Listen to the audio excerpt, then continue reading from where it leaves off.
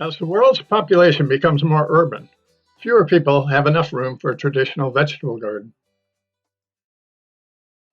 However, growing vegetables in containers can make good use of very small spaces. Even on balconies or rooftops. This can provide millions of people the opportunity to produce some of their own food.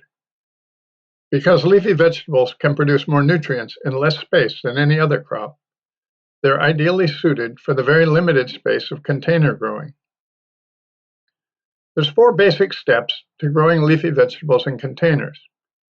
First, choose the containers and make sure they have adequate drainage. Secondly, buy or make the growing medium. Third, choose plants that will thrive in the containers. And fourth, take care of your container garden. Let's start with containers. A lot of things can be used as containers to grow plants. Some of the things we've used successfully are recycled nursery pots of various sizes, plastic barrels cut in half, terracotta pots, 5 and 2 gallon buckets, and trays sold for mixing mortar or concrete. We've even used kiddie pools that are bought cheaply at the end of the summer, and toilets that are no longer functional. In Africa, discarded feed sacks are commonly used as containers for growing greens. Whatever container you use must provide adequate drainage so the plant roots don't become waterlogged. I usually drill a bunch of holes in the bottom of the container and then put in a layer of insect screen to keep the growing medium from falling out through the holes. These 2 planting trays with young radishes and collards show the importance of good drainage. The lower tray doesn't have enough drain holes, and the plants have become waterlogged with algae growing on the soil surface. Now that you have your container with drainage holes, you need to fill it with some sort of potting soil or growing medium. Soil from the garden rarely works well in containers. You want a growing medium that's lighter and that can hold more water. There are many brands of potting soil for sale at hardware and garden supply stores. They're generally based on some combination of composted pine bark, peat moss, or coconut fiber.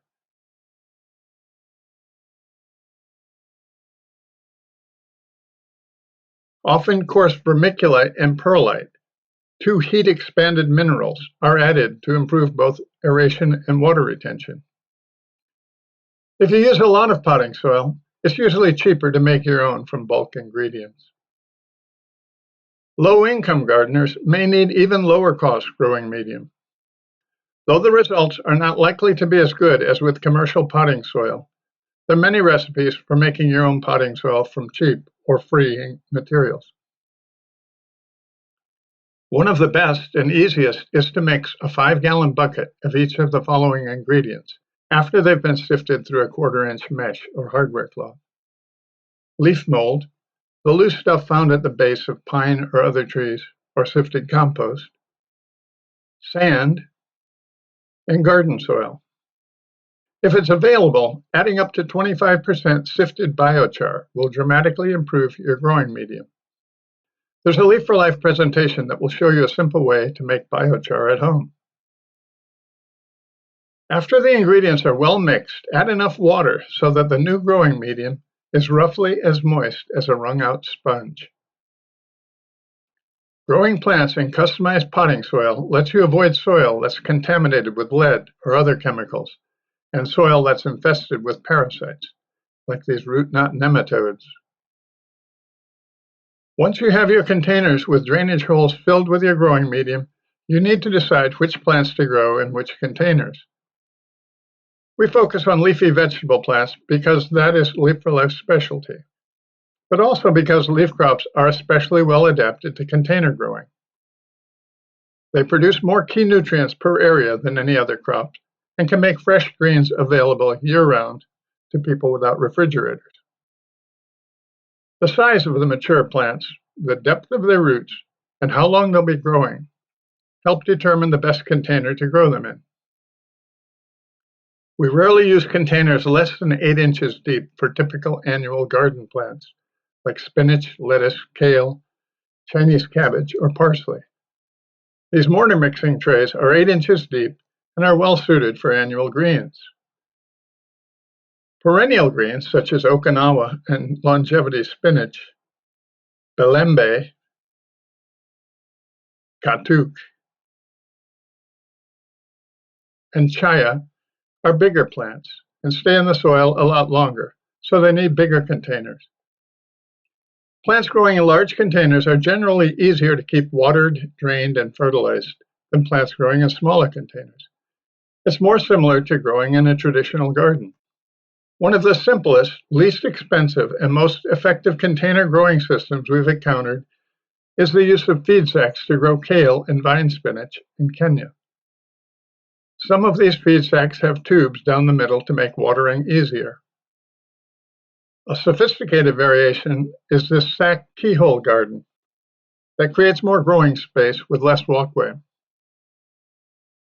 Even in these very small areas, the sack garden can provide a family with plenty of essential vitamins A, C, and folate, as well as significant amounts of many key minerals and beneficial antioxidants. The biggest containers we grow food in are kiddie pools, often sold very cheap after the summer swimming season. These are well adapted to growing climbing plants on trellises. Smaller containers have the major advantage of being movable. A 5-gallon bucket full of moist potting soil weighs around 40 pounds. This is about the biggest container that can be easily moved. Smaller containers can be moved inside to avoid freezing weather. They can also be raised or put on decks and tables to make gardening easier for elderly or disabled people. They can even be attached to walls to grow plants vertically. The smallest containers we use are shallow seedling trays. We use them to grow microgreens of barley, wheat, peas, radishes, arugula, and other leafy vegetables. They're usually ready to harvest in 2 weeks or less and can provide a steady supply of fresh greens, even for renters and people with no space for a garden. They can even be grown inside by a sunny window. Microgreens are becoming popular at restaurants, and growing them is a rapidly expanding business. There's a short Leaf for Life video on how to grow microgreens if you're interested. Taking good care of your container garden starts with keeping the plants evenly watered. Making sure that your container plants have enough but not too much water can be tricky. So-called self-watering containers have a reservoir for water at the bottom that addresses this problem. This self-watering container was bought at a garden supply store. As the growing medium dries out, it wicks up moisture from the bottom. Here's a healthy Okinawan spinach plant growing in a similar container, and lettuce and parsley thriving in larger, more expensive self-watering containers.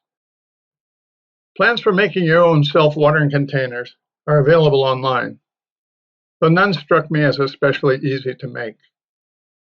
Regardless of how good your initial growing medium is, you'll need to occasionally add some plant nutrients.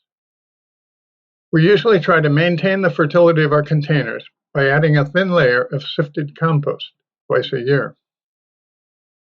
If growth is poor, we may use diluted fish emulsion fertilizer or seaweed extract for a faster response than the compost will provide. Even with added compost, it generally pays to empty the containers and start anew every 2 or 3 years. The versatility of growing greens in containers can provide millions of people the opportunity to produce some of their own food, despite some very difficult situations. Growing greens in containers certainly won't solve all of your gardening problems.